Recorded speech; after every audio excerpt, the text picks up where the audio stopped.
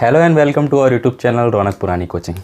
તો આપણે જોઈ ગયા 1 થી 10 તત્વોની ઇલેક્ટ્રોન રચના અને એમની સંયોજકતા ઇલેક્ટ્રોન કેટલા હોય, એમની સંયોજકતા કેટલી હોય અને એમાંથી જે આયન બને છે એ કેવા હોય છે, એટલે કે ધન આયન હોય છે કે ઋણ આયન હોય છે।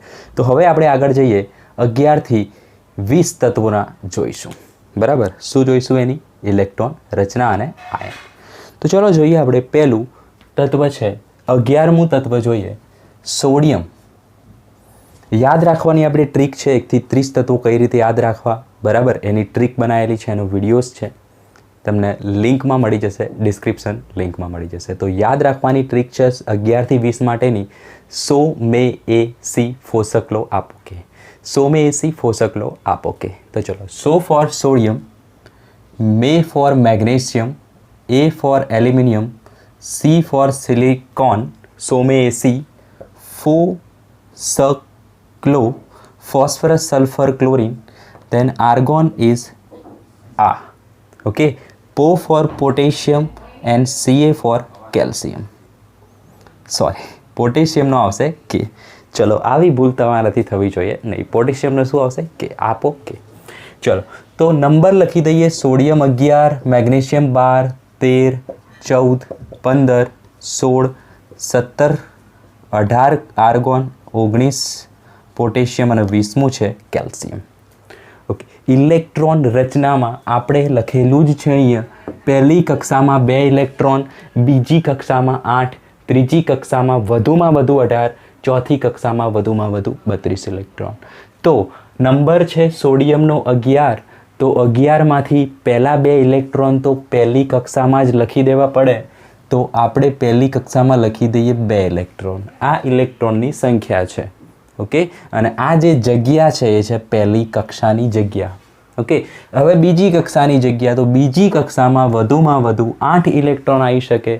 આપણી જોડે 11 છે, 2 આવી ગયા તો 8 મૂકી શકીએ, ટોટલ થયા કેટલા? 10। હજુ એક ખૂટે છે, એ ઇલેક્ટ્રોન બીજી કક્ષામાં ના આવી શકે। કેમ ના આવી શકે? બીજી કક્ષામાં વધુમાં વધુ 18 ઇલેક્ટ્રોન, સોરી 8 જ ઇલેક્ટ્રોન હોય, 9મો આવી શકે નહીં, તો 9મો જશે ત્રીજી કક્ષામાં, તો એ ઇલેક્ટ્રોન રચના થશે 281। ઓકે, આના આપણે વ્યવસ્થિત રીતે બતાવવી હોય તો ખાસ ધ્યાન આપો, આને આપણે આ રીતે સમજી શકીએ, આ કેન્દ્ર છે, આ પહેલી કક્ષા, બીજી કક્ષા અને આ છે ત્રીજી કક્ષા। ઓકે, આ થઈ ગયું એનું કેન્દ્ર। ઓકે, આ છે એની પહેલી કક્ષા, બીજી કક્ષા અને ત્રીજી કક્ષા। ઓકે, તો પહેલી કક્ષામાં આવશે 2 ઇલેક્ટ્રોન, બીજી કક્ષામાં આવશે 8, 1 2 3 4 5 6 7 8 ઇલેક્ટ્રોન, અને ત્રીજી કક્ષામાં આવશે 1 ઇલેક્ટ્રોન। ચલો, કોઈને આમાં ફીલ ના આવતું હોય તો આ રીતે ફીલ કરી શકો છો, ખ્યાલ આવ્યો? ઓરિજિનલ વસ્તુ આ રીતેની હોય, તો જ્યારે પણ આપણે આ રીતેની રચના દોરીએ અથવા તો લખીએ ત્યારે તમારા દિમાગમાં આ ચિત્ર આવવું જોઈએ, બરાબર, કારણ કે ઓરિજિનલ પિક્ચર તો આ છે, આ તો આપણે એને ખાલી લખીએ છીએ। ક્લિયર? ચલો, તો એ જ રીતે મેગ્નેશિયમમાં 12 છે, તો પહેલી કક્ષામાં આવી જાય 2 ઇલેક્ટ્રોન, બીજીમાં વધુમાં વધુ 8, 10 થયા, 2 ખૂટે છે તો 2 મૂકી દઈએ આપણે ત્રીજી કક્ષામાં। ઓકે, તો 2 8 એટલે 10 ઇલેક્ટ્રોન થઈ ગયા, 13 કરવાના છે, આવશે 3, 2 8 10 ઇલેક્ટ્રોન થઈ ગયા, 14 કરવાના છે, આવશે 4। બરાબર, એકદમ ઇઝી વસ્તુ છે, ગેમ જેવું છે। 2 8 5, 2 8 6, 2 8 7, 2 8 8। ચલો, તો આ થઈ ગઈ આર્ગોન સુધીની, તમારે આર્ગોન સુધીની જ કરવાની છે, બરાબર। પાછળની ઇલેક્ટ્રોન રચના તમે ધોરણ 11માં જોશો, બરાબર। અને એ પણ વસ્તુ છે, આ બધા પછીની ઇલેક્ટ્રોન રચના આપણે આ રીતે દર્શાવવી મુશ્કેલ છે, બરાબર। એના માટે એક અલગ વસ્તુ છે જે તમે આગળ જોશો, જે કોન્સેપ્ટ છે કક્ષકનો, બરાબર, જેમાં 1s 2s 2p એ ટાઈપનું દર્શાવવું પડે, બરાબર। તો અહીંયા સુધી આટલી વસ્તુ વેલિડ છે, એટલે આપણે 18મા તત્વ સુધીની જ ઇલેક્ટ્રોન રચના જોઈશું, ખ્યાલ આવ્યો? તો ચલો, આમાંથી કોઈ પણ એક ઉપાડી લઈએ, આપણે ક્લોરિનની ઇલેક્ટ્રોન રચના આ રીતે બતાવી દઈએ। ઓકે, તો ક્લોરિનની ઇલેક્ટ્રોન રચના કેવી આવશે? ક્લોરિન કેન્દ્ર, પહેલી બીજી અને ત્રીજી કક્ષા। ઓકે, બતાવી દઈએ ફરીથી. ચલો, આ છે કેન્દ્ર. ઓકે, આ છે એની પહેલી કક્ષા, બીજી કક્ષા, ત્રીજી કક્ષા. પહેલી કક્ષામાં 2 ઇલેક્ટ્રોન છે, બીજીમાં છે 8. ઓકે, ચલો, અને ત્રીજી કક્ષામાં છે 7 ઇલેક્ટ્રોન. 1 2 3 4 5 6 અને 7 ઇલેક્ટ્રોન. ચલો, ખ્યાલ આવી ગયો. તો હવે આપણે સંયોજકતા ઇલેક્ટ્રોન લખી શકીએ. ચલો, બિલકુલ લખી શકીએ. આ છે આપણો સોડિયમનો પરમાણુ અને આ છે આપણો ક્લોરીનનો પરમાણુ. સાઈડમાં નોટ ડાઉન કરી દો, આપણે ટેબલ આગળ બનાવતા જઈએ.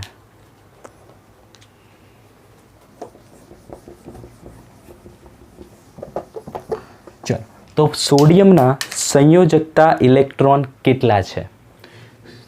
સૌથી બહારની કક્ષામાં રહેલા ઇલેક્ટ્રોનની સંખ્યાને શું કહેવાય? સંયોજકતા ઇલેક્ટ્રોન કહેવાય. તો સાહેબ, સૌથી બાહ્યતમ કક્ષા કઈ છે? આ પહેલી, બીજી, ત્રીજી. આ સૌથી બહારની તો થશે સંયોજકતા ઇલેક્ટ્રોન 1. ઓકે, આમાં થશે સંયોજકતા ઇલેક્ટ્રોન 2 3 4 5 6 7 અને 8. ચલો, આ બધા શું છે? સંયોજકતા ઇલેક્ટ્રોન છે, બહારની કક્ષાના ઇલેક્ટ્રોન. ઓકે, તો સંયોજકતા શું છે? તો જુઓ, સંયોજકતા આપણે અહીંયા લખી દઈએ. ઓકે, તો એક ઇલેક્ટ્રોન હોય તો એ શું કરે? એક ગુમાવી દો. ચલો, આ ફિગર જુઓ, બાહ્યતમ કક્ષા કઈ? 3. એક ઇલેક્ટ્રોન છે, તો આને સ્થાયી થવા માટે બીજા 7 મેળવવા પડે અથવા તો એક ગુમાવવો પડે. પણ આપણે શું કીધું હતું? પરમાણુને શું પસંદ છે? આરામ પસંદ છે. વધારાનું કામ એ કરતો નથી. અપવાદ આવશે જ્યાં તે કરતો હશે, પરંતુ આપણે જનરલ સેન્સમાં જોઈશું તો સામાન્ય રીતે વધારાનું કામ કરતો નથી. 7 ઇલેક્ટ્રોન લેવા મોંઘા પડી જાય, એટલે એક ઇલેક્ટ્રોન ગુમાવી દે છે. માટે એની સંયોજકતા શું છે? 1. અને સંયોજકતા એટલે શું થાય? ઇલેક્ટ્રોન મેળવેલા અથવા તો ગુમાવેલા હોય એની સંખ્યા. સંયોજકતા ક્યારેય ઋણ ના હોય. સંયોજકતા હવેની વેલ્યુ હંમેશા ધન જ હોય. તો આપણે અહીંયા સંયોજકતા લખી શકીએ 1, કારણ કે એક ઇલેક્ટ્રોન ગુમાવે છે. ઓકે, આ રીતે આપણે બતાવી શકીએ. 2 છે તો એ 2 ઇલેક્ટ્રોન ગુમાવશે, સંયોજકતા થશે કેટલી? 2. 3 હોય બાહ્યતમ કક્ષામાં તો એ 3 ગુમાવી દે, ના કે 5 મેળવો. એને 5 મેળવવા પડે અથવા 3 ગુમાવવા પડે 8 કરવા માટે. પણ 5 ગુમાવવા ટફ છે, તો 3 ગુમાવે છે, સંયોજકતા થાય છે 3. 4 વાળો જે છે એની સંયોજકતા થાય છે 4. એ મેળવતો કે ગુમાવતો નથી, એ ભાગીદારી કરે છે. માટે અહીંયા આપણે આવી કોઈ વસ્તુ લખીશું નહીં.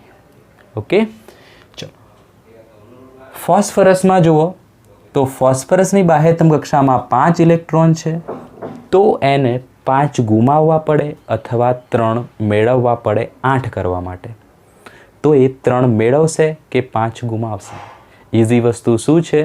3. જે ઓછી સંખ્યા હોય એ લઈશું. તો 3 મેળવવા ઇઝી છે, તો આ 3 મેળવી લે છે. માટે એની સંયોજકતા થાય છે 3. પાછું રિવર્સ જવાનું, 1 2 3 3 2 1. ક્લિયર? આ 2 મેળવી લે છે, સંયોજકતા થશે 2.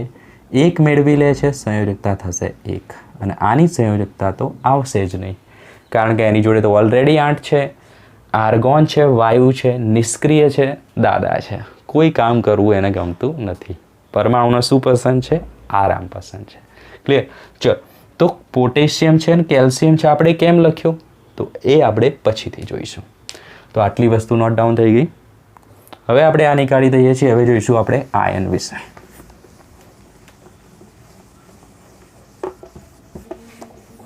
આ છે સંયોજકતા.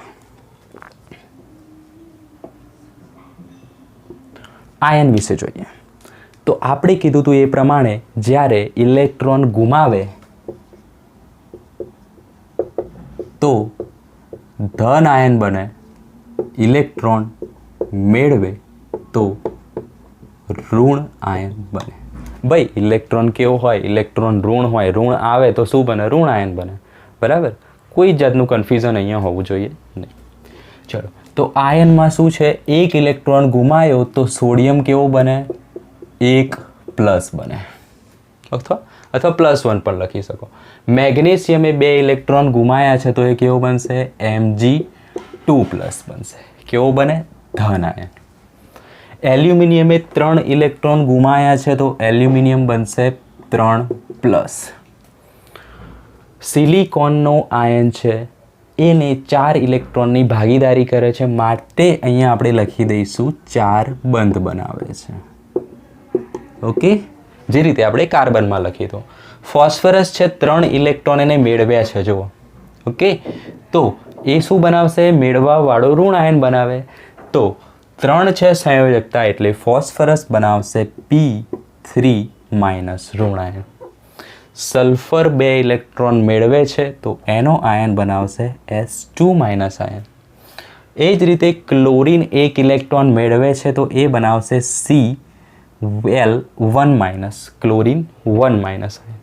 અને આર્ગોનનું તો આયન હશે જ નહીં, કારણ કે એ તો દાદા છે, નિષ્ક્રિય છે. ઓકે, પોટેશિયમનું આયન ખાસ યાદ રાખો. વળી પાછું શું થશે? ચાલુ થશે 1થી, ધનથી ચાલુ થશે. અહીંયા આપણે પૂરું થઈ ગયું આખું ચક્ર, તો પોટેશિયમથી પાછું ચક્ર ચાલુ થાય છે અને K+ આયન બનાવે છે. કેલ્શિયમ પાછું બને છે Ca+2. જુઓ, છેલ્લે આપણે F- હતો, ફ્લોરિન માઇનસ હતો, પછી નિયોન નિષ્ક્રિય, સોડિયમ પ્લસ બન્યો, Mg+2 બન્યો. એ જ રીતે અહીંયા ચક્ર પૂરું થયું અને K+ અને Ca+2 બને છે. તો અહીંયા આપણે આયનો વિશે લખવાની જરૂર કેમ પડી છે?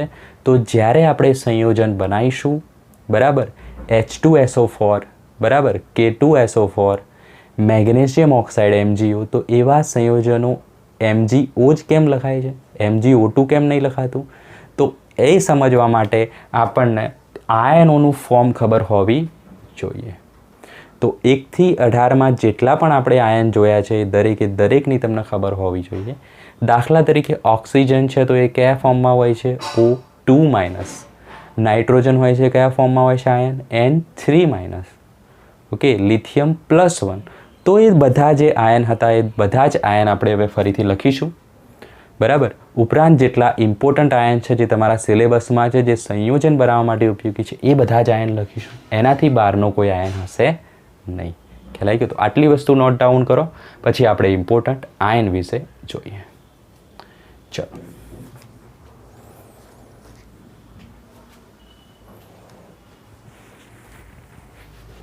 આ ઇલેક્ટ્રોન રચના તમારે લખવાની જરૂર નથી, ખાલી શું લખશો? એના આયન.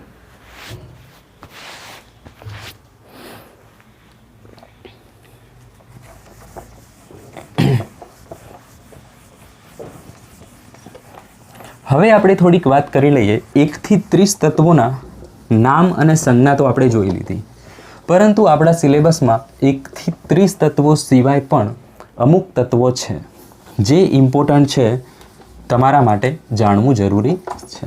તો એ તત્વો હું અહીંયા લખી દઉં છું, એ તમે સાઈડમાં નોટ ડાઉન કરી લેજો. કેટલાક ઇમ્પોર્ટન્ટ તત્વો, કેટલાક ઇમ્પોર્ટન્ટ તત્વો જે 1 થી 30માં નથી.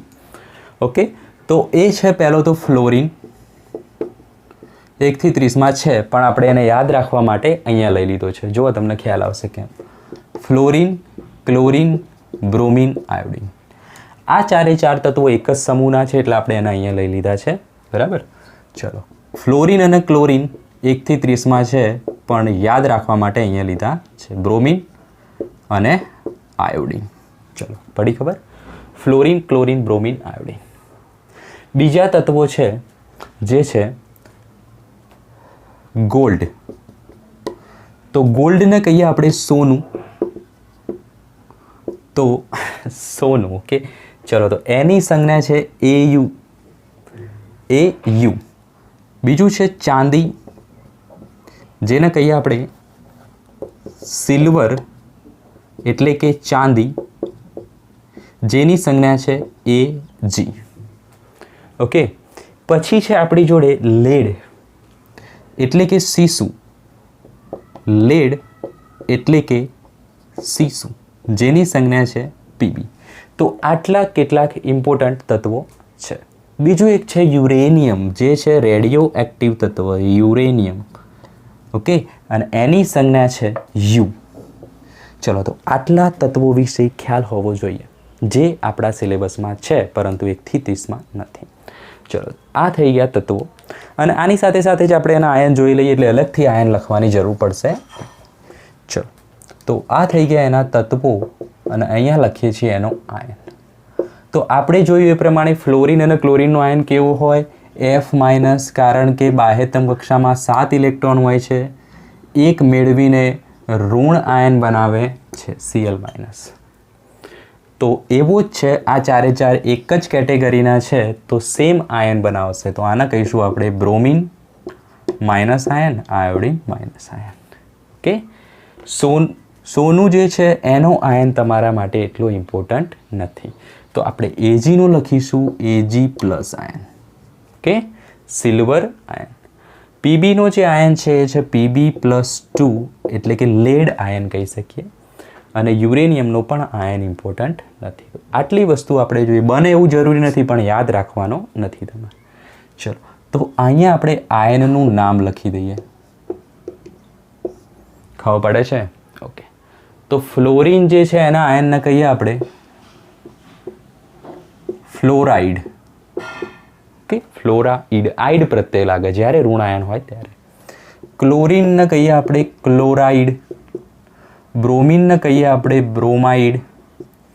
આયોડિનના આયનને કહીએ આપણે આયોડાઇડ. ચલો તો ખાલી આયોડિન આઈ હોય તો એને શું કહેવાય? આયોડિન કહેવાય. પણ જ્યારે I- હોય એટલે કે આયન હોય ત્યારે એને આયોડિન ના કહેવાય, ત્યારે એને આપણે શું કહેવું પડે? આયોડાઇડ કહેવું પડે. ઓકે, ચલો એ જ રીતે જોઈએ તો આ બંને ધાતુ છે તો એના માટે કોઈ પ્રત્યય આવશે નહીં. તો સિલ્વરનું જે આયન છે એને શું કહેવાય? સિલ્વર આયન જ કહેવાય. પીબીનું જે આયન છે એને શું કહેવાય? લેડ આયન જ કહેવાય. ખ્યાલ આવી ગયો? તો ચલો આટલી વસ્તુનો ખ્યાલ હોવો જોઈએ. હવે આપણે કેટલાક ઇમ્પોર્ટન્ટ આયન જોઈશું. નોટ ડાઉન કરી દો આટલી વસ્તુ. થઈ ગયું સ્ક્રીનશોટ? લઈ લીધો છે? ઓકે, સોનું યાદ આવ્યું સોંગ? ચાલો તો સોનું ભૂલી જાઓ. ચલો આગળ જોઈએ આપણે.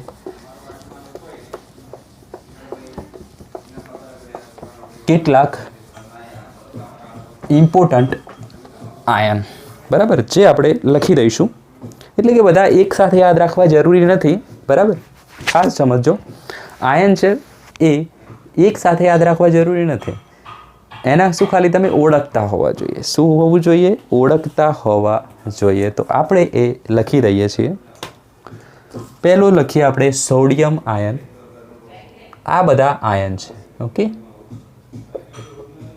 Sodium, potassium, silver, copper, barium, magnesium, calcium, zinc, iron, copper,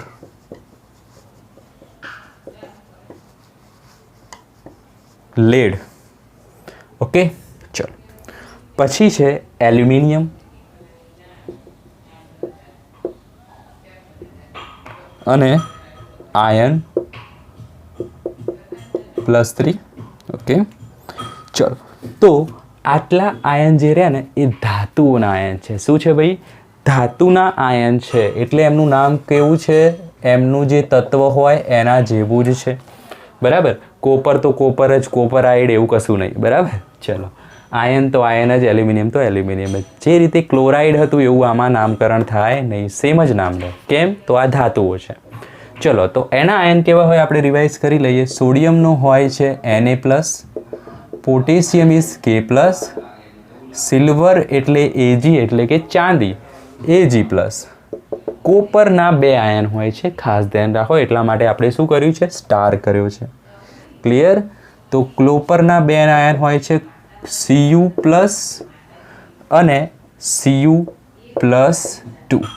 ચલો આ છે અપવાદ. Barium, not beryllium, Ba+2. Okay, barium. Magnesium એટલે Mg+2 અથવા આને Mg++ પણ લખાય, બરાબર. એ જ રીતે Ba ને Ba++ પણ લખાય. ખ્યાલ આવી ગયો. કેલ્શિયમનું કયું આવશે? Ca+2. ઝિંક પણ Zn+2 આયન. આ રીતે વારે ઘડીએ તમે બોલશો zinc Zn+2, Ca+2, Na+, Al+3 એટલે આ યાદ રહી જશે, ફીલ આવતી થશે. ઓકે, આયનમાં શું આવશે? Fe+2. જો આયન પણ કેવો છે? સ્ટાર છે, એટલે કે અપવાદ છે. આયનમાં Fe+2 આયન પણ હોય અને આયનમાં Fe+3 આયન પણ હોય. તો આનું લેટિન શબ્દ પ્રમાણે બીજું પણ નામ છે. Fe+2 હોય તો એને કહેવાય ફેરસ. મોસ્ટ એમ્પી વસ્તુ છે. ઓકે, નામકરણ માટે યાદ રાખજો. Fe+2 હોય તો ફેરસ અને Fe+3 હોય તો એને કહીશું આપણે ફેરિક. ઓકે, ભૂલ ના થાય એના માટેની ટ્રીક પણ આપી દઈએ. તો જુઓ 3 છે, 3ને શું કહેવાય? 3. તો ફેરિકમાં શું આવશે? ફેરિક. 3 એમાં પણ રી અને ફેરિકમાં પણ રી. તો આ થઈ ગઈ એની ટ્રીક. ઓકે, શું છે? રી ફોર રી and it is for 3. ચલો, ખ્યાલ આવી ગયો? કોઈ દિવસ ભૂલ થવી જોઈએ. લેડનું જે આયન છે એનું નામ છે Pb+2. ઓકે, તો પહેલાં આપણે +1 વાળા જોયા, પછી આપણે +2 વાળા જોયા અને અહીંયા જોઈએ આપણે +3 વાળા. તો આયનનો ફેરિક આયન +3 છે, તો એ જ રીતે એલ્યુમિનિયમનો છે Al+3. શું છે? Al+3. નોટ ડાઉન કરજો વ્યવસ્થિત. તો આ આપણે ધાતુના આયન જોઈ લીધા. એના વારે ઘડીએ નજર આગળથી પસાર કરો. કન્ટિન્યુઅસ 3 દિવસ સુધી યાદ રહી જશે, બરાબર. અને આખી લાઈફ આનું ઇમ્પોર્ટન્સ તમારે રહેશે. તો હવે આપણે જોઈએ કેટલાક એન આયન એટલે કે ઋણ આયન, અધાતુઓના આયન. તો આટલું સ્ક્રીનશોટ લઈ લો, નોટ ડાઉન કરી દો ફટાફટ. નિકાલ દિયા જાય. ઓકે,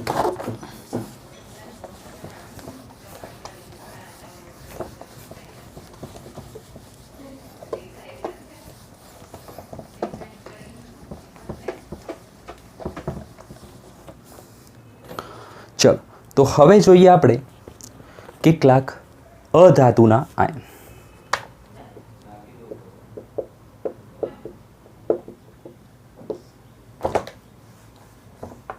તો પહેલો છે હાઇડ્રોજન આયન. આને હાઇડ્રોનિયમ આયન પણ કહેવામાં આવતો હોય છે. બીજો છે હાઇડ્રાઇડ આયન. પછી છે ક્લોરાઇડ, જે આપણે જોઈ ગયા હમણાં જ. બ્રોમાઇડ, ફ્લોરાઇડ, બરાબર. તો એ બધા આપણે અહીંયા લખીએ, તમે લખી દેજો, બરાબર. ક્લોરાઇડ, પછી બ્રોમાઇડ, ફ્લોરાઇડ અને આયોડાઇડ લખી દઉં છું અહીંયા. ચલો, Cl-. તો નોટ ડાઉન કરી દેજો, વારે ઘડી રિપીટ કરતા નથી. પછી છે ઓક્સાઇડ અને સલ્ફાઇડ. પછી છે ઓક્સાઇડ અને સલ્ફાઇડ અને નાઇટ્રાઇડ.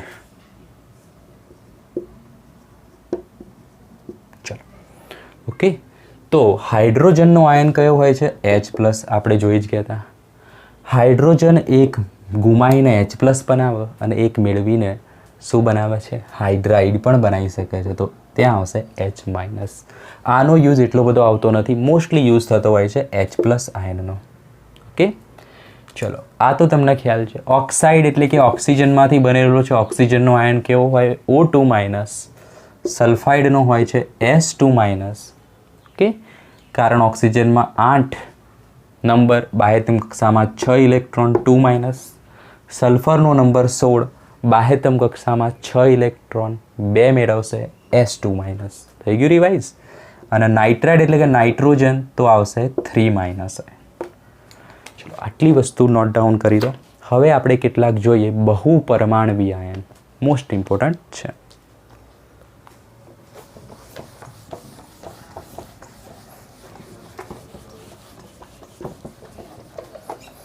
ચલો, તો એ ઇમ્પોર્ટન્ટ છે તમારા બહુપરમાણવી આયન. આ તો યાદ રહી જશે. ઓકે, ચલો.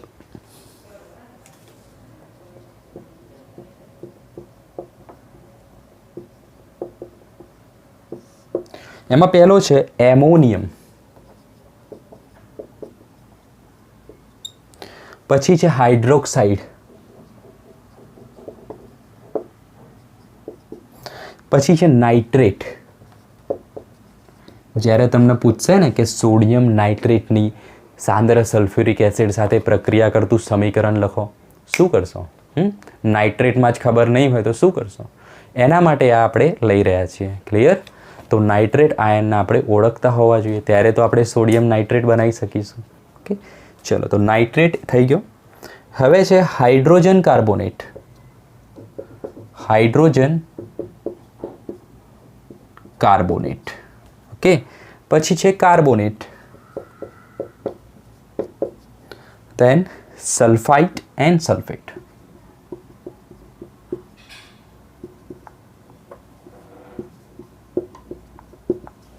And then phosphate. ઓકે, તો ચલો હવે આપણે જોઈ લઈએ એમોનિયમ આયન શું છે. તો એમોનિયાનું સૂત્ર આવડે છે કોઈને? એમોનિયા એટલે NH3. ઓકે, તો એના પરથી બન્યો છે એમોનિયમ આયન, જેનું સૂત્ર છે NH4+. એમોનિયમ. હાઇડ્રોક્સાઇડ એટલે શું? તો હાઇડ્રોક્સાઇડ એટલે હાઇડ્રોજનનો O અને ઓક્સાઇડમાંથી બન્યો છે ઓક્સાઇડ. ઓક્સાઇડનો O અને હાઇડ્રોજનનો H. તો આના કહીશું આપણે OH- આયન. Okay, hydroxide. નાઇટ્રેટનું સૂત્ર છે NO3 2-. ઓકે, હાઇડ્રોજન કાર્બોનેટ એટલે કે HNO3. ઓકે, 1-. ક્લિયર? અને કાર્બોનેટ જે છે એનું સૂત્ર શું છે? તો કાર્બોનેટનું સૂત્ર આવશે CO3 2-. ચલો, અહીંયા આપણે ભૂલ કરીએ છીએ. બરાબર, ખાસ ધ્યાન આપો. કાર્બોનેટમાં CO3 2- આવે, પણ નાઇટ્રેટમાં શું આવે? NO3 1- આવે. મોસ્ટ ઇમ્પોર્ટન્ટ, મોસ્ટલી 99% સ્ટુડન્ટ અહીંયા ભૂલ કરે છે. નાઇટ્રેટમાં શું આવશે? NO3 1- અને કાર્બોનેટમાં શું આવશે? 2-. ટ્રીક આપી દઈએ. નાઇટ્રોજન શબ્દમાં શું છે? ન, અને આ શું છે? 1. તો 1માં પણ શું છે? ન. તો એ જ રીતે આ ટ્રીક યાદ રાખશો. નાઇટ્રેટમાં ક્યારેય 2- ના લખો જીવનમાં. બરાબર, કારણ નાઇટ્રોજનનો ન અને 1નો પણ ન. શું આવશે? NO3 1-. ક્લિયર? આ થઈ ગયું નાઇટ્રેટ આયન. કાર્બોનેટ એટલે CO3 2- થાય. સલ્ફાઇટ એટલે શું અને સલ્ફેટ એટલે શું? સલ્ફેટ એટલે પહેલાં લખો SO4 2-, અને સલ્ફાઇટ છે એ છે SO3 2-. ઓકે, સલ્ફેટ ઇમ્પોર્ટન્ટ છે વધુ. જ્યારે તમને પૂછે હાઇડ્રોજન સલ્ફેટ બનાવો તો કેવી રીતે બનાવશો? તો આ યુઝ થશે SO4 નોટ SO3. ફોસ્ફેટ તો PO4 3-. ઓકે, તો આટલા ઇમ્પોર્ટન્ટ છે ફોસ્ફેટ. બરાબર, કોપર સલ્ફેટ એ બનાવવામાં યુઝ થાય. ફોસ્ફેટનું કોઈ સંયોજન હોય એ બનાવવામાં યુઝ થાય. બરાબર, તો ઇમ્પોર્ટન્ટ છે phosphate PO4 3-, sulphate SO4 2-, સલ્ફાઇટ SO3 2-. Okay, આનો વારે ઘડીએ જોવાનું એટલે વધારે યાદ રહેશે. તો આપણે જોઈ ગયા અત્યાર સુધીમાં બેઝિક લેક્ચર્સમાં 1 થી 30 તત્વોના નામ. જે છૂટી ગયા હતા એ પણ આપણે જોઈ લીધા. એમાંથી સિલ્વર છે, ગોલ્ડ છે, યુરેનિયમ છે, બધા. 1 થી 18 તત્વોની ઇલેક્ટ્રોન રચના જોઈ, દરેકની સંયોજકતા જોઈ, એમાંથી બનતા આયન વિશે જોયું, અને ઇમ્પોર્ટન્ટ આયન પણ જોઈ લીધા છે. તો હવેથી આપણે સ્ટાર્ટ કરીશું સંયોજન કેવી રીતે બને છે એ. બરાબર, મોસ્ટ ઇમ્પોર્ટન્ટ લેક્ચર છે હવે પછીનો. તો નેક્સ્ટ લેક્ચરમાં મળીએ. Bye bye.